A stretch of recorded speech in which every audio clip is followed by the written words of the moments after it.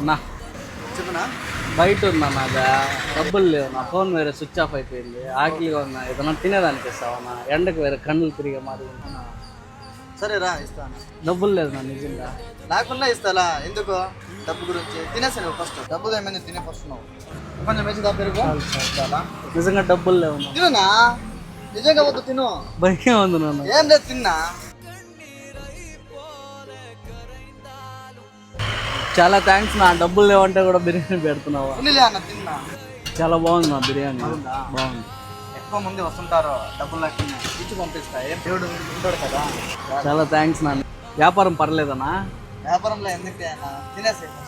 నిజంగా చాలా థ్యాంక్స్ నా. ఆకలి అన్న వెంటనే ఎవరు అని తెలియకుండా కూడా ఇచ్చినావు నా. చాలా థ్యాంక్స్ నా నిజంగా. తినలే అన్న.